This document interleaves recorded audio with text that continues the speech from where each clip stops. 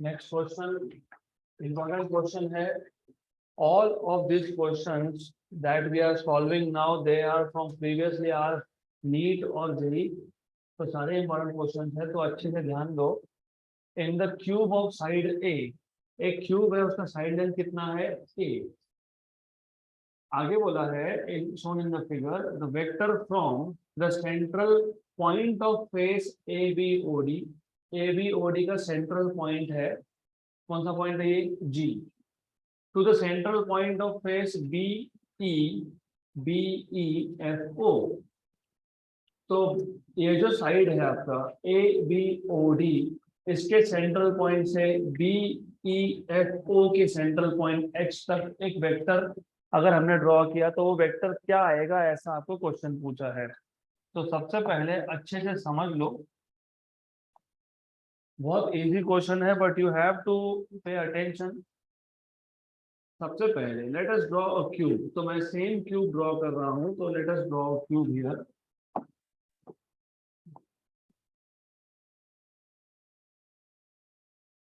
Okay, then you know cube के कितने faces, how many faces है क्यूब है, कितने कितने 6 7 8, कितने 6. How many corners does a cube है, कॉर्नर कितने होते हैं उसके, कितने 12 होता है क्या 8 होता है 8. तो क्यूब का बेसिक्स पता होगा तो ये क्वेश्चन जल्दी सॉल्व होगा. Even though we will not need here कितने कॉर्नर्स कितने फेसेस, लेकिन you should remember, you should know the basics of it. तो ऐसा है, you need to know all this things. तो same type of cube draw कर लिया मैंने. एक्स वाई जेड एक्सिस पहले यहाँ दिखा देते हैं क्योंकि काम में आएगा. ये है एक्स एक्सिस, यहाँ पे they have taken Y axis and this is z axis, right? Then x y and z, y यहाँ पे लिखा है, z is over here, ठीक है, this is z axis. एक फेस है ABOD, तो ये एक फेस है यहाँ पे ABOD. this is A, this is B, this is O and this is D. इसका एक सेंट्रल पॉइंट है. You must know central point के कोऑर्डिनेट्स फाइंड करने पड़ेंगे. इसके लिए पहले पता होना चाहिए कि हर एक face of a cube is a square, each face is square. तो सेंट्रल पॉइंट मतलब यहाँ पे एक पॉइंट है, इसको बोला है G. और दूसरा जो फेस है वो है BEFO. तो ये पॉइंट है E, ये पॉइंट है F. और ये जो BEFO है ये बैक साइड का फेस है, पीछे का फेस है. पीछे का फेस का सेंट्रल पॉइंट क्या बोला है H. तो मोर और लेस ये आ गया सेंट्रल पॉइंट H. ये सेंट्रल पॉइंट H कौन से फेस का है, बैक साइड का. बैक फेस कौन सा है, BEFO. आपको एक वेक्टर ड्रॉ करना है, कहां से कहां तक, G से H तक. तो आपको पूछा है कि ये जो वेक्टर है, vector from the central point of ABOD to the central point of BEFO is given by. तो वेक्टर कहां से कहां ड्रॉ कर रहे हो, कहां से कहां ड्रॉ कर रहे हो, GH. तो कौन सा वेक्टर पूछा है आपको, GH वेक्टर. आपको याद है मैंने आपको डिस्प्लेसमेंट वेक्टर बताया था कल या परसों ही हुआ था. AB vector displacement from A to B is B minus A. अगर ए बी वेक्टर फाइंड करना है, ए पॉइंट से बी पॉइंट तक का वेक्टर चाहिए, तो बी का पोजीशन वेक्टर माइनस ए का पोजीशन वेक्टर. अगर सी डी वेक्टर चाहिए तो डी माइनस सी. अगर आपको बी सी वेक्टर चाहिए तो सी बार माइनस बी बार. तो वैसे अगर आपको जी एच वेक्टर चाहिए तो क्या करोगे, H bar minus G bar. Correct. So what is h bar? H bar is position vector of point H and g bar is position vector of point G. अब position vector find कैसे करते हैं ये समझ लेना. Suppose मुझे h point का position vector चाहिए, तो मुझे पहले h पॉइंट के x, y और z कोऑर्डिनेट्स फाइंड करने पड़ेंगे. और h पॉइंट का पोजीशन वेक्टर अगर आपको फाइंड करना है तो x, y, z मिलने के बाद क्या करते हैं, h बार लिखते हैं x i cap plus Y J cap plus Z K cap. Correct. मतलब किसी भी पॉइंट का पोजीशन वेक्टर फाइंड करने के लिए पहले उसके X Y Z coordinate find करो, फिर X I cap plus Y J cap plus Z K cap. Similarly G point के लिए पोजीशन फाइंड करने पड़ेंगे, राइट। सिमिलरली जी पॉइंट का पोजीशन मिल गया, X I cap plus Y J cap plus Z K cap. मतलब in short coordinates find करने हैं आपको। क्यूब का साइड कितना था, right. One thing should be very very clear, एकदम क्लियर होना चाहिए आइडिया। ये जो जी पॉइंट है ये कौन से फेस पे है, ए बी ओ डी। लेकिन ए बी ओ डी ये कौन से प्लेन में है, कौन से प्लेन में है, ये वाई एक्सिस है, ये जेड एक्सिस है। तो ये ए बी ओ डी कौन से प्लेन में है, वाई जेड प्लेन में। अगर अगर आपके पास वाई जेड प्लेन है तो वाई जेड प्लेन में एक्स की वैल्यू होती है 0, करेक्ट। एक्स वाई प्लेन में जेड की वैल्यू होती है 0, एक्स जेड प्लेन में वाई की वैल्यू होती है 0। तो जी पॉइंट कौन से प्लेन में है, वाई जेड, तो किस पे 0 होगी। तो जी का पोजीशन वेक्टर जब लिखोगे तो 0 आई कैप आएगा, ये पक्का हो गया, करेक्ट। अब ये डिस्टेंस कितना था, ए, क्योंकि क्यूब है, क्यूब का सब साइड क्या होता है, सेम। तो ये डिस्टेंस अगर ए है और ये सेंट्रल पॉइंट है, आपको पता है सेंट्रल पॉइंट ये सेंटर पे ही होता है बेसिकली। मतलब ये डिस्टेंस कितना, a/2, ये कितना, a/2, राइट। तो y y कोऑर्डिनेट कितना आ गया, a/2। और ये पूरा साइड कितना था, a, राइट। तो रिमेंबर, ऑलवेज रिमेंबर, क्योंकि क्यूब का साइड कितना है, ए है, और सेंट्रल पॉइंट बोला है। तो सेंट्रल पॉइंट सेंटर में है, मतलब ये ए का एग्जैक्टली हाफ डिस्टेंस, तो कितना है ये, a/2। सिमिलरली अगर आप इसका z कोऑर्डिनेट चेक करोगे, z कोऑर्डिनेट मतलब यहाँ से यहाँ तक का डिस्टेंस, तो ये भी कितना आएगा, a/2, करेक्ट। तो जी पॉइंट के कोऑर्डिनेट्स क्या मिलेंगे आपको, क्या मिलेंगे जी पॉइंट के कोऑर्डिनेट्स, 0, a/2, a/2। रिमेंबर, आप कोऑर्डिनेट्स को कैसे लिखते हो, एक्स वाई जेड, करेक्ट। मैंने आपसे पूछा जी पॉइंट कौन से प्लेन में है, आपने क्या बोला मुझे, आपने मुझे बताया कि ये कौन से प्लेन में है, वाई जेड। अगर ये वाई जेड प्लेन में था तो एक्स क्या है, क्या है, 0, बराबर ना, 0 है। तो मैंने एक्स के लिए 0 लिखी गया, यस। फिर वाई कोऑर्डिनेट फाइंड करना है जी पॉइंट का। तो जी पॉइंट ये सेंट्रल पॉइंट है, सेंट्रल पॉइंट मतलब ये सेंटर में होता है, सेंटर मतलब हाफ डिस्टेंस पे होता है। ये डिस्टेंस कितना है, ए, तो ये डिस्टेंस कितना है, a/2। तो y कोऑर्डिनेट क्या आ गया, z कोऑर्डिनेट क्या आ गया, तो क्या आएगा, 0, a/2, a/2। तो 0 i cap plus a/2 j cap plus a/2 k cap, correct. Similarly h भी मिड पॉइंट है, लेकिन h ये एक्स जेड प्लेन में है, h कौन से प्लेन में है, एक्स जेड प्लेन में है, तो उसका y कोऑर्डिनेट क्या होगा, 0। और मिड पॉइंट है, मिड पॉइंट होना मतलब इसका x और z कोऑर्डिनेट क्या आएगा, a/2 एंड a/2। जैसे g का फाइंड किया वैसे ही x का क्या आएगा, a/2 एंड a/2। यहाँ तक क्लियर। तो अब ये जो x पॉइंट था इसका पोजीशन वेक्टर h बार क्या लिखोगे, a/2 i cap plus 0 j cap plus a/2 k cap, right. तो आपके पास ये जो g वेक्टर था, जी पॉइंट का जो पोजीशन वेक्टर था, वो जी पॉइंट का पोजीशन वेक्टर आपके पास आया था a/2 j cap plus a/2 k cap, right. और h वेक्टर का जो h पॉइंट का जो पोजीशन वेक्टर है वो आया a/2 i cap plus a/2 k cap. और आपसे पूछा था what is the vector from G point to h point, हमने ऑलरेडी लिखा है, जी पॉइंट से h पॉइंट तक का वेक्टर होता है h बार माइनस जी बार। लेकिन h बार कितना है, a/2 i cap plus a/2 k cap, k cap है, माइनस माइनस जी कितना है a/2 j कैप, प्लस था लेकिन माइनस होगा क्योंकि ठीक है एक स्टेप बढ़ा लेते हैं, ब्रैकेट डाल देते हैं। What is this a/2 k cap, a/2 k cap, correct. अब ब्रैकेट ओपन करोगे तो a/2 i cap plus a/2 k cap minus a/2 j cap minus a/2 k cap, कौन कैंसिल हुआ a/2 k cap and a/2 k cap, तो क्या आया a/2 i cap plus a/2 j cap a/2 common. देखो answer में है क्या,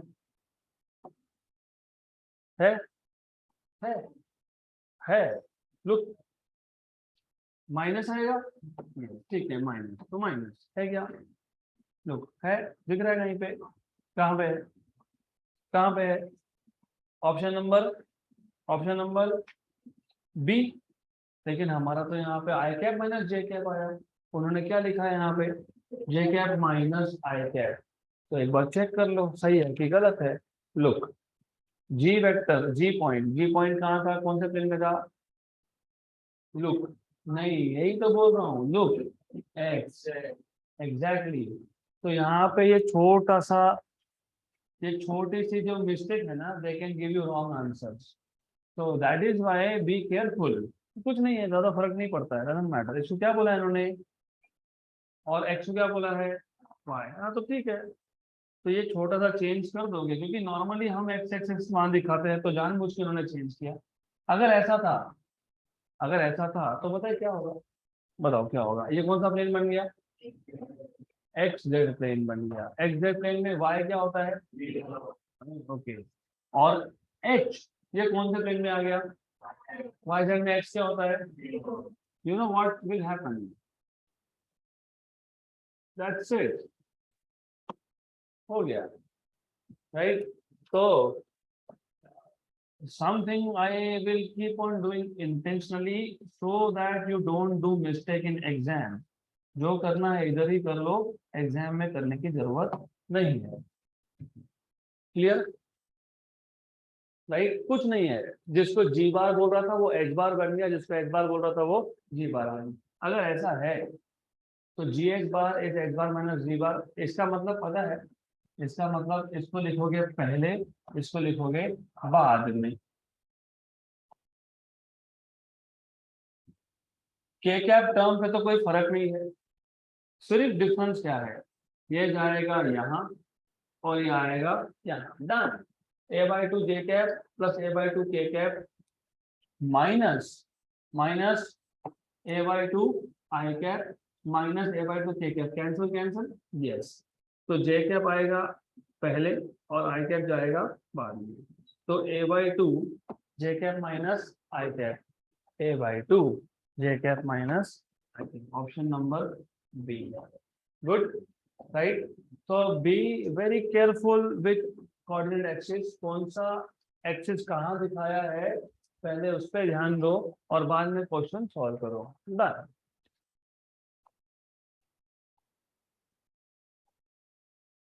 तो obviously the aim is not to learn only full fledge solution, एक पूरा एक स्टेप बाय स्टेप सॉल्यूशन था, ये आपको पता होना चाहिए at a beginners stage, but with practice सबका ध्यान यहाँ पे, क्योंकि ये क्वेश्चन ओरली सॉल्व करता है, ये 4 स्टेप्स, 5 6 7 8 9 और 1 2 10 स्टेप्स अगेंस्ट नथिंग। कैसे सॉल्व करोगे, सिंपल, लुक हमको क्या पूछा है, जी से एच तक का वेक्टर, जी से एच तक का वेक्टर, ये क्या है एक्स बार माइनस जी बार, राइट, एक्स बार माइनस जी बार। मैंने अभी आपको बताया कि एच पॉइंट के पहले पोजीशन कोऑर्डिनेट्स फाइंड करने पड़ेंगे एक्स वाई जेड, और जी पॉइंट के एक्स वाई जेड फाइंड करने पड़ेंगे। एच ये पॉइंट कौन से प्लेन में था, वाई जेड, वाई जेड में एक्स की वैल्यू क्या है 0, तो ये मिल जाएगा 0 a/2 और a/2, a/2 कहाँ से आया, क्योंकि सेंट्रल पॉइंट है, सेंट्रल पॉइंट हाफ डिस्टेंस पे ही होता है। अगर आपको बोला होता कि a की जगह पे l लिखा होता तो क्या लिखते हैं l/2, बी लिखा हो तो क्या लिखते, b/2। जी पॉइंट कौन से प्लेन में है, xz, तो इसका y क्या है, 0, बराबर। इन दोनों को सब्ट्रैक्ट कर दो यहीं पे, 0 माइनस a/2 इज -a/2, लेकिन ये x कोऑर्डिनेट था तो साथ में क्या लगेगा, आई cap. a/2 minus 0 is a/2, ये कौन सा कोऑर्डिनेट था, j कैप, क्योंकि ये क्या है, y वैल्यू है। ये तो हो गया टेंशन, तो a/2 j कैप प्लस और a/2 i cap minus option number B. Done, आ गया, वही आंसर है। a/2 कॉमन निकालोगे तो minus i cap plus j cap, minus i cap plus j cap मतलब j cap minus i cap, खत्म, done. कोई 10 स्टेप नहीं है, it is just basic understanding, हो गया क्वेश्चन खत्म। अब जस्ट फॉर योर प्रैक्टिस, तो ये मेथड समझ में आया, वेरी गुड। तो if you have understood this method, तो एक काम करते हैं, just for your practice what we will do is, मैं ये डायग्राम यहाँ से ले लेता हूँ, I'll just take this from here and एक काम करेंगे, okay, let me put this here। अब मैं एक्सिस से चेंज कर देता हूँ and then tell me what will be the answer। suppose इसको मैं बोलता हूँ y एक्सिस, इसको मैं बोलता हूँ x axis. g h vector मतलब h बार माइनस g बार, पहले h के कोऑर्डिनेट्स लिखो, फिर नीचे किसके कोऑर्डिनेट लिखोगे, g। h कौन से प्लेन में था, xz, तो y क्या आएगा, 0। g कौन से प्लेन में है, yz, तो x क्या आएगा, सब्ट्रैक्ट करोगे तो a/2 आई कैप प्लस नहीं माइनस a/2 j कैप, हो गया, मिल गया। अब अगर मैं और चेंज करता हूँ, मैं इसको बोल देता हूँ z, मैं इसको बोल देता हूँ x, तो अब मुझे बताओ ये जो x पॉइंट है, x पॉइंट है, ये कौन से प्लेन में है, xz, तो इसका y क्या आएगा, तो a/2 0 a/2। ये जो g पॉइंट है कौन से इसमें है, xy, तो इसका z क्या आएगा, 0, तो a/2 a/2 0, सब्ट्रैक्ट करोगे तो x कोऑर्डिनेट गया, 0 माइनस a/2 मतलब minus a/2 j cap plus a/2 k cap, हो गया solve, good, clear. So this is the trick that you can use to solve such questions. So I'll just keep this in the file. अगला question, two forces P and Q of magnitude 2f and 3f respectively are at an angle of theta with each other. If the force F is doubled, then their resultant also gets doubled. Then the angle is, good question। तो हमारे पास दो vectors है, एक vector है Q, एक vector है P। So let us say this vector is Q and this vector over here is P। तो एक वेक्टर P है, एक वेक्टर Q है, राइट। टू फोर्सेस, P का मैग्नीट्यूड कितना है, 2f, Q का कितना है, 3f। तो P वेक्टर का मैग्नीट्यूड 2f है, Q का वेक्टर 3f है, दोनों में एंगल कितना है, थीटा। पहले केस में रिजल्टेंट कितना है, लेट अस से r। इन्होंने क्या बोला है, इन्होंने बोला है कि हमारे पास दो वेक्टर थे, दो फोर्सेस थे P and Q, P is 2f, Q is 3f, there is some resultant r मान लेंगे, रिजल्टेंट विल बी r। फिर बोला कि हमने अगर Q को डबल कर दिया, डबल करना मतलब 6f, Q की वैल्यू कितनी थी, 3f। Read question properly, two forces P and Q, okay, of magnitude 2f and 3f, 2f and 3f respectively are at an angle theta, if the force Q is doubled, right, अगर हमने Q को double कर दिया, अगर हमने Q की value को double कर दिया तो रिजल्टेंट भी क्या हो गया, डबल हो गया। तो पहले अगर रिजल्टेंट R था, पहले केस में अगर रिजल्टेंट R था, तो तो दूसरे केस में रिजल्टेंट होगा 2r, राइट। तो this is what you need to understand कि पहले केस में अगर r है, r1 इक्वल टू r है, तो दूसरे केस में r2 इक्वल टू 2r है। यहाँ तक क्लियर? क्या फाइंड करने के लिए बोला है आपको? एंगल, मतलब थीटा। तो कैसे फाइंड करोगे? जब रिजल्टेंट का इंफॉर्मेशन दिया हो तो रिजल्टेंट का मैग्नीट्यूड का फॉर्मूला, व्हाट इज रिजल्टेंट का मैग्नीट्यूड का फॉर्मूला? अंडर रूट ऑफ ए, मतलब यहाँ पे p है, p square plus q square plus 2pq और theta. Very good, very good. अब ये सेम फॉर्मूला वहां पे भी अप्लाई होगा सेकेंड केस में। सिर्फ रिजल्टेंट कितना है? 2r, और q की वैल्यू क्या कर दिया आपने? डबल। डबल मतलब q को कर दिया 2q। तो या तो यहाँ पे 2q लिखो, या तो 3s को क्या लिखोगे? 6s। तो कोई भी एक चीज कर सकते हो, it is up to you. या तो यहाँ पे q को 2q लिख दो, या तो फिर नेक्स्ट स्टेप में 3s को क्या लिखोगे? 6s। तो whatever you want, both are fine. तो यहाँ पे q को लिख दो 2q, चलेगा। दिस इज 2q। यहाँ तक क्लियर? Yes, okay. देन ये r था, वो 2r है।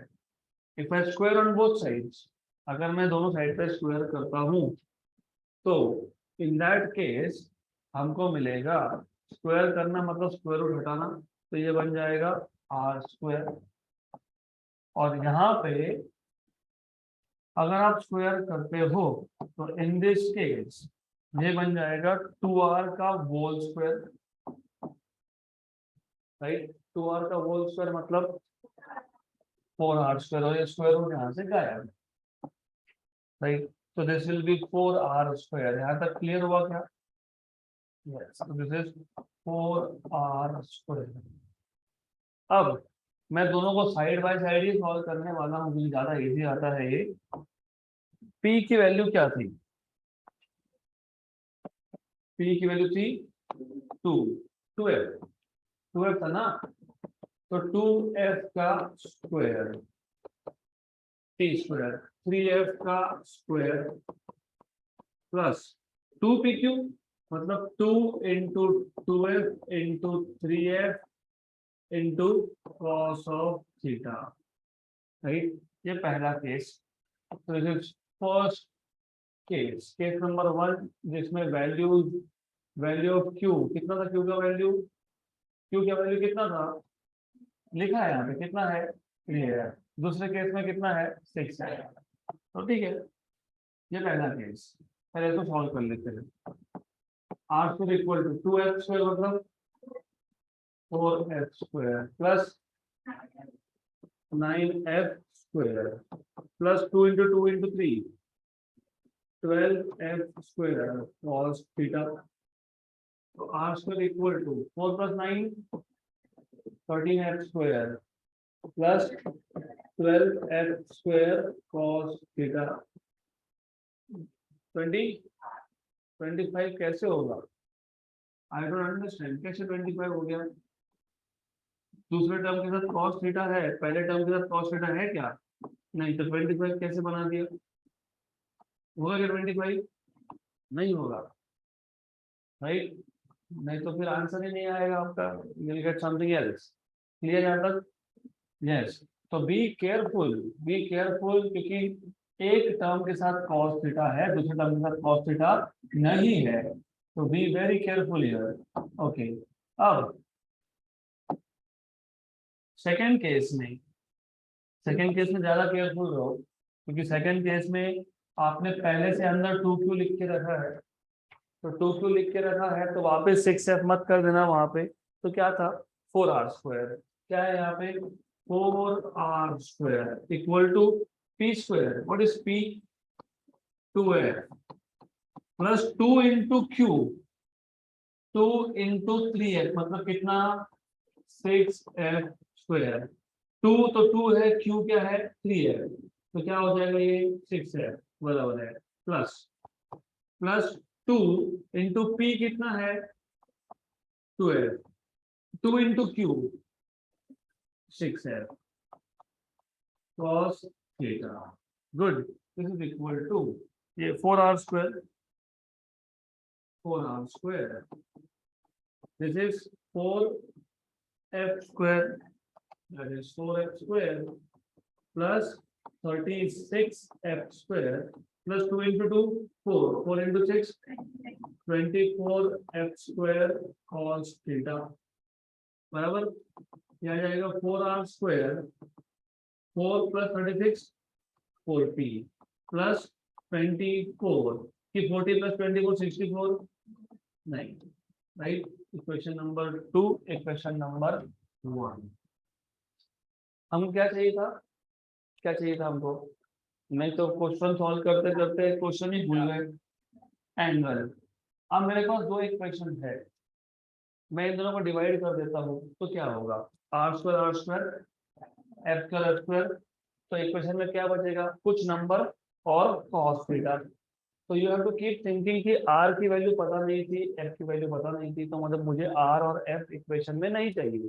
तो आर और एफ को इक्वेशन से हटाना है तो रेशो लेना पड़ेगा, क्योंकि जब रेशो लोगे तो R square cancel, F square cancel. तो इक्वेशन नंबर 2 को इक्वेशन नंबर 1 से या इक्वेशन नंबर 1 को इक्वेशन नंबर 2 से डिवाइड कर दो. कोई भी दोनों में से कुछ भी कर सकते हो.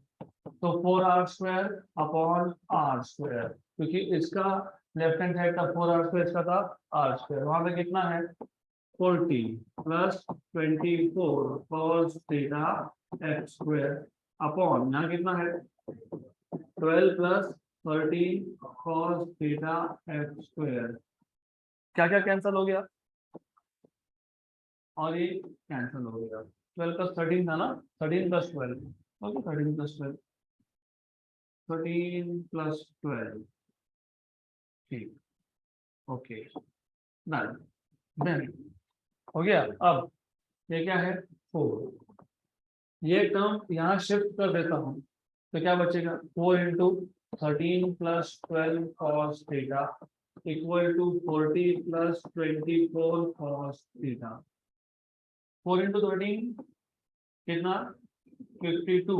13 2 था 26 और 2 था 52 प्लस 12 4 था 48 cos theta equal to 40 plus 24 cos theta. 52 minus 40 equal to 24 cos theta minus 48 cos theta. ये कितना है माइनस 24 cos थीटा. तो माइनस साइन को यहाँ लाओ, 24 को डिवाइड कर दो तो कितना आया. cos थीटा की वैल्यू -1/2 पता है कब होती है 60 पे नहीं होती है 120 पे होती है. हमने पहले भी ये क्वेश्चन सॉल्व किया था. ये मतलब जहाँ पे cos की वैल्यू -1/2 आई थी. अगर आपको नहीं याद कैसे आता है तो याद दिला देता हूँ. जब cos थीटा की वैल्यू -1/2 हो तो वो माइनस को यहाँ शिफ्ट करते हैं हम लोग. कहाँ शिफ्ट करते हैं यहाँ पे. फिर हम माइनस cos थीटा को पता है कैसे लिखते हैं cos of 180 minus theta equal to half. लेकिन cos की वैल्यू हाफ कब आती है अभी बताओ 60 पे आती है. cos ऑफ 60 cos गया तो 180 माइनस थीटा इक्वल टू 60. तो 180 माइनस 60 इक्वल टू थीटा. तो थीटा की वैल्यू कितनी आई 120. तो थीटा की वैल्यू 120 होनी चाहिए. है क्या ऑप्शन नंबर. तो एक्चुअली ये जो डायग्राम है ये ऐसा दिखेगा ही नहीं. तो इन रियलिटी ये तो सिर्फ इनिशियल समझने के लिए ड्रॉ किया था. ये P ये एक्यूट एंगल बन गया ना, नहीं हो सकता. तो P कहाँ आएगा यहाँ पे. कहाँ आएगा यहाँ पे आएगा.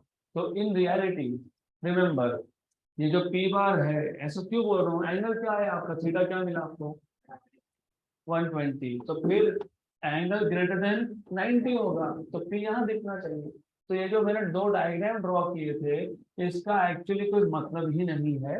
It was just for you to understand. तो ये दो डायग्राम ड्रॉ नहीं करेंगे. Done.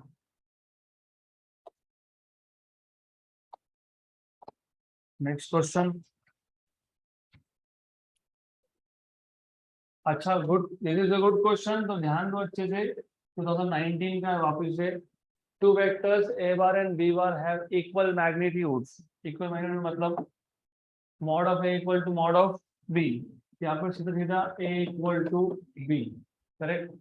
Then the magnitude of a bar plus b bar is n times the magnitude of a bar minus b bar.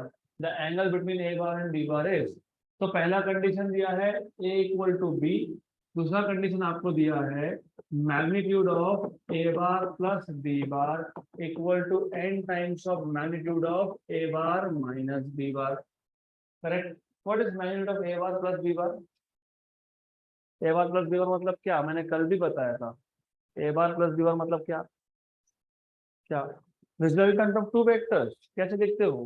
Under root of a square plus b square plus 2ab cos theta.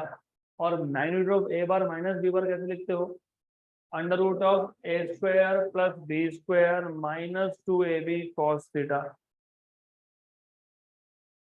Magnitude of a bar minus b bar, ध्यान एक एक चीज पे ध्यान होना चाहिए, नहीं तो बाद में गड़बड़ होगी। तो सबका ध्यान यहाँ पे ही होना चाहिए। ए बार प्लस बी बार मतलब ए और बी का वेक्टर एडिशन।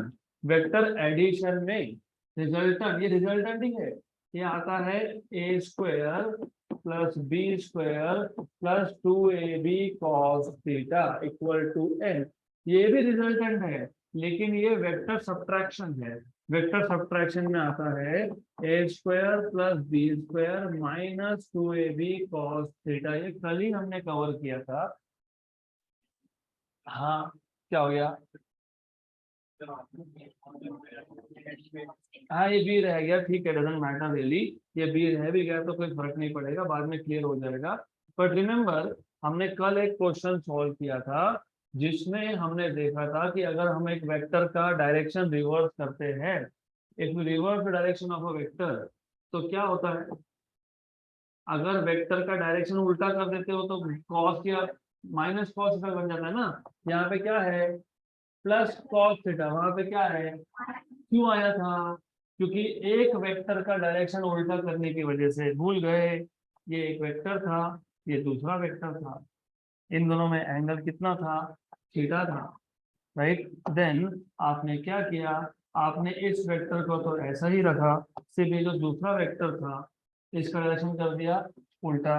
डायरेक्शन रिवर्स करने की वजह से व्हाट हैपेंड वाज, ये एंगल थीटा था, तो ये एंगल बन गया था 180 माइनस थीटा। तो कॉस ऑफ 180 माइनस थीटा होता है माइनस कॉस थीटा। तो यू शुड नो, जब ए बार माइनस बी बार कर रहे हो मतलब बी बार का डायरेक्शन क्या कर रहे हो? रिवर्स कर रहे हो, तो प्लस कॉस थीटा की जगह पे क्या आएगा? Minus cos theta. अगली बार से याद रखो, ए बार माइनस बी बार मतलब सिर्फ यहाँ पे माइनस, दैट्स इट, बाकी सब क्लियर। हमको क्या फाइंड करना है? एंगल, मतलब क्या फाइंड करना है? थीटा। अब अगर मैं इस टर्म को स्क्वायर कर लेता हूँ, squaring on both sides, if you square on both sides, ये हो जाएगा कैंसल। और n बाहर था तो n का बन जाएगा n स्क्वायर, करेक्ट। तो squaring on both sides,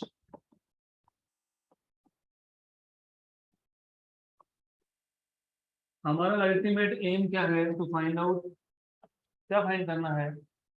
theta, क्योंकि क्या पूछा है? What is the angle between a bar and b bar. Good. अब if you look at the first statement, क्या है? a equal to b, magnitude of a is equal to magnitude of b। मतलब क्या करोगे?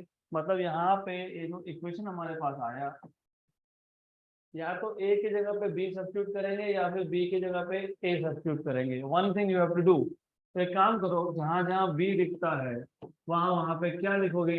a, क्योंकि a is equal to b, तो जहां जहां पे आपके पास b है वहां वहां पे क्या लिखेंगे? a। जहां जहां पे b है वहां वहां पे आएगा a, तो यहाँ पे भी a और यहाँ पे भी a। यहाँ तक clear? What is a square plus a square? 2a square, 2a square cos of theta equal to n square, a square plus a square 2a² minus 2a² cos of theta, right. 2a² common निकल गया, 1 plus cos theta, यहाँ से भी 2a² common निकला, 1 minus cos theta. Common क्यों निकाला? क्योंकि हमको इसको कैंसिल करना था, राइट। देन ये आ जाएगा आपके पास 1 plus cos theta equal to n² 1 minus cos theta. हमें क्या फाइंड करना है? थीटा। तो 1 plus cos theta equal to n² minus n² cos theta. जिस टर्म में cos थीटा है उसको एक साइड पे लाओ। तो यहाँ पे क्या था?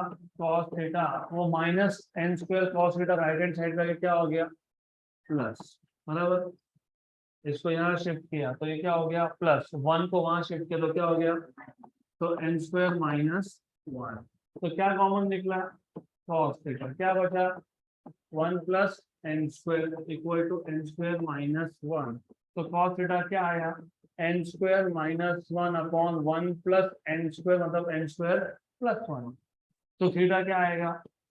cos inverse of n² minus 1 upon n² plus 1। ऐसा आंसर होना चाहिए, है क्या? Option number B, cos inverse of n² minus 1 upon n² plus 1। cos inverse of n² minus 1 upon n² plus 1। Done. तो ये इक्वेशन तो हमको मिल गया। यू कुड हैव थॉट, आप ऐसा सोच सकते थे कि क्या ये इक्वेशन कहीं और यूज हो सकता है। For example, if I tell you a bar plus b bar is 2 into a bar minus b bar, what is the angle between a bar and b bar? हमारा जो ओरिजिनल क्वेश्चन था, ये question, उसमें क्या था? a bar plus b bar is n times of a bar minus b bar. Magnitude of a bar plus b bar is n times of magnitude of a bar minus b bar. तो formula क्या बना? Theta equal to cos inverse of n² minus 1 upon n² plus 1। अगर मैं बोलता हूँ तो याद रखो, इस क्वेश्चन में गिवन है ये, but remember if I tell you कि हमारे पास एक नया क्वेश्चन है जिसमें mod of a bar plus b bar is 2 times of a bar minus b bar, n की वैल्यू कितनी आई? 2। तो 2² मतलब 4, 4 माइनस 1 अपॉन 4 प्लस 1, 3/5। तो theta is cos inverse of 3/5। अगर यहाँ पे मैं 3 लिखता हूँ तो क्या आएगा? 9 माइनस 1 अपॉन 9 प्लस 1, 8/10। 10 पक्का। 9 माइनस 1 अपॉन 9 प्लस 1 तो 8/10। तो cos इनवर्स ऑफ 0.8। तो ऐसा ये फॉर्मूला आप यूज कर सकते हो। अगर ये 4 आता है तो 16 minus 1 upon 16 plus 1, 15/17। Good, right. तो you have to keep thinking कि कहाँ कहाँ ये फॉर्मूला यूज कर सकते हो। अब आपके पास एक फॉर्मूला है, जब भी ऐसा क्वेश्चन आए magnitude of a bar plus b bar is 2 times of a bar minus b bar, what is the angle between a bar and b bar, directly ये फॉर्मूला, सिर्फ n की वैल्यू 2 याद रहेगा। गुड। तो जितना ज्यादा practice करोगे, खुद से ट्रिक्स बना पाओगे, तो that is the whole point of classes. Classes का मतलब यही है कि कुछ क्वेश्चंस को सॉल्व कैसे करते हैं और उसके ट्रिक्स कैसे होते हैं। तो ये सारे स्टेप्स है, तो कितने स्टेप्स करने पड़ते हैं? 1 2 3 4 5 6 7 8 9 10 11 12 13 14 14 स्टेप्स। अगेंस्ट सिर्फ याद रहता। अगला क्वेश्चन, ये भी 2019 का क्वेश्चन है।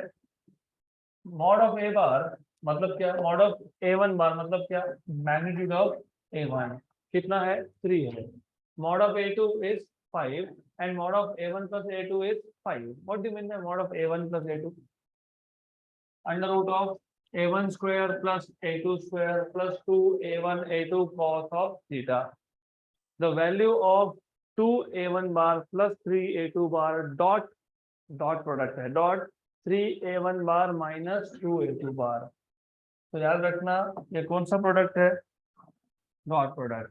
तो आपको इसकी वैल्यू पूछी है 2a1 bar plus 3a2 bar dot 3a1 bar minus 2a2 bar, इसकी वैल्यू पूछी है, राइट। कैसे सॉल्व करेंगे, simple simple 2a1 dot 3a1, तो 2a1 बार डॉट 3a1 बार, 2a1 बार और 2a2 बार विथ माइनस, क्योंकि ये क्या है माइनस, तो 2a1 बार डॉट 2a2 बार और बीच में क्या है माइनस। उसके बाद क्या करोगे, अरे मल्टीप्लिकेशन कैसे करते हो, इसका पहला टर्म इसके साथ, इसका पहला टर्म दूसरे के साथ, फिर दूसरा और पहला, दूसरा और दूसरा, तो वही तो कर रहे हैं। तो बताओ क्या करोगे इसके बाद, प्लस की minus, plus 3a2 bar dot 3a1 बार, आगे माइनस माइनस क्या 3a2 बार डॉट माइनस तो लिख लिया ना पहले, डॉट 2a2 बार, माइनस तो पहले ही लिख लिया मैंने, क्या था clear, yes. Then 2 into 3 6, a1 bar dot a1 bar is, याद है क्या, self dot product, a bar dot a bar is a square, b bar dot b bar is b square, तो a1 bar dot a1 bar is a1 square, right. Minus 2 into 2 4, a1 bar dot a2 bar, 3 into 3 6, 3 into 3 6 ना, 9, very good 9, a2 bar dot a1 बार या फिर a1 bar dot a2 बार एक ही बात है, क्योंकि scalar product is commutative, right. How much 6 minus 6 क्या a2 square, good. तो 6a1 square, but a1 कितना था 3, माइनस 4 प्लस 9, माइनस 4 प्लस 9 कितना होता है, कितना होता है 5 a1 bar dot a2 bar, correct. Minus 6 a2, what is a2 5 का स्क्वायर, 3 स्क्वायर कितना 9 into 6 कितना कितना 54, 5 स्क्वायर कितना इंटू 6 कितना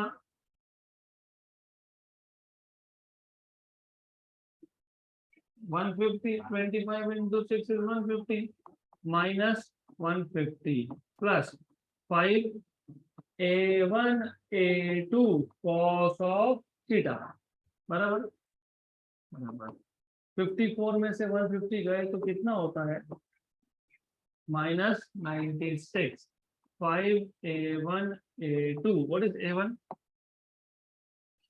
3, what is a2 5 cos of theta, correct.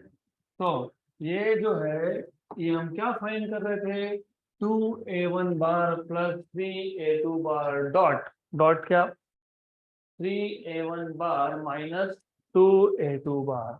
Ultimately ये पूरा सॉल्व करने के बाद क्या आया माइनस 96, 5 5 जा 25 3 जा 75, तो ये आपको मिल गया minus 96 plus 75 cos theta, equation number 1। क्योंकि हमारे पास अभी तक किसकी वैल्यू नहीं है, कॉस थीटा की वैल्यू नहीं है, क्योंकि आंसर में हमको नंबर चाहिए, नंबर। हमारे पास आंसर क्या आया कॉस थीटा, चलेगा क्या नहीं, मतलब कॉस थीटा फाइंड करना पड़ेगा। वो कैसे फाइंड करोगे, ए बार प्लस बी बार का मैग्नीट्यूड कितना दिया है, लेकिन ए बार प्लस बी बार होता क्या है, right. A bar plus B bar बोला है कि ए1 प्लस ए2 बोला है, ए1 प्लस ए2, तो A one bar plus A two bar, A one bar plus A two bar बोला है ना, कितना है 5, लेकिन A one bar plus A two bar का मैग्नीट्यूड क्या होता है A one square plus A two square plus 2a1 a2 cos theta equal to 5। अगर मैं इसको स्क्वायर करता हूँ, स्क्वेयरिंग ऑन बोथ साइड्स, तो if you square on both sides, तो ये तो गया और 5 का स्क्वायर कितना आ गया, कितना आ गया 25, करेक्ट। a1 की वैल्यू कितनी थी 3, 3 का स्क्वायर कितना है, a2 की वैल्यू कितनी थी 5 का स्क्वायर कितना है 25, plus 2 into 3 into 5 into cos theta equal to 25। ये 25 और ये 25 कैंसल, ये 25 कैंसल, करेक्ट। ये 9 वहां जाएगा क्या होगा माइनस होगा, और ये कितना है 30 है, right. 2 into 5 10 into 3 30 cos theta equal to -9, 3 जा एंड 10 जा, तो cos ऑफ थीटा कितना आया -3/10।